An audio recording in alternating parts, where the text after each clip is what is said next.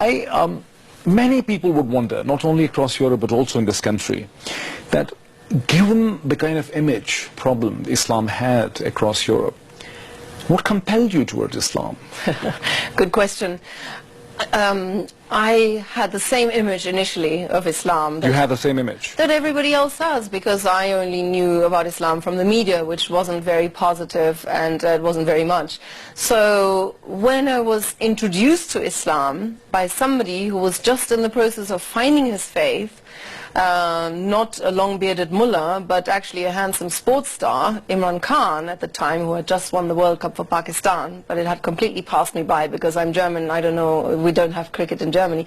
So anyway, I was introduced to Islam through him. He gave me books to read, you know, and I met a lot of Muslims, and in a nutshell, I was captivated intellectually by the message, by the clear doctrines.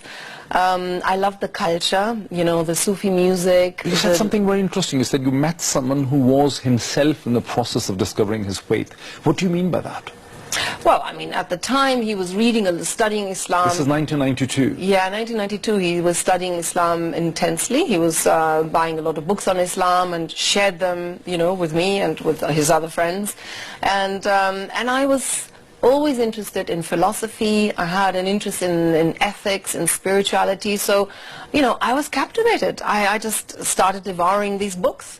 And I realized very quickly this is true, you know, there's a truth here.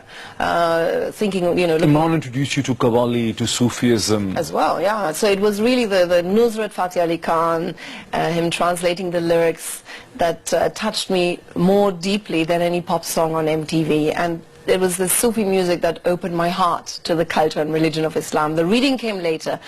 I was also touched by the Pakistanis I met, you know, by the people, his friends, and the volunteers who helped to build this cancer hospital in Lahore, you know, where the poor people would be treated for free.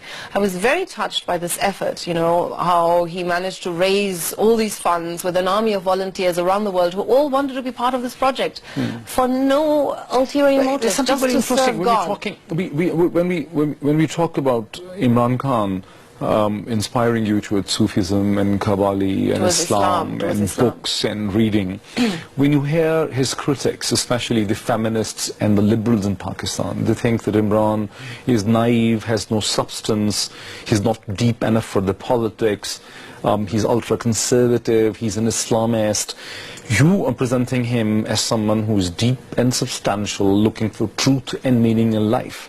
Isn't this a sharp contrast to I don't know how well these feminists know him, but you know, I have had the pleasure, you could say, or the fortune of having you know, acquainted him as a friend for a number of years in London when he was still there, and that is what my experience was. You know, he was a seeker of the truth. So you think that Imran had a deeper side to his personality, a philosophical side to his personality? Absolutely, of course.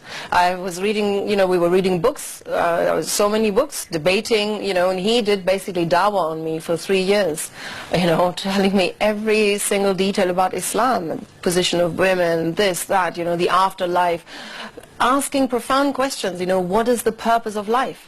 I was an MTV presenter when I met him, you know, I was interviewing rock stars for a living, hosting massive music shows, you know, I lived a life very far from religion, but suddenly being challenged with these very profound questions, you know, why are we here on earth, where are we going, where do we come from, purpose of life.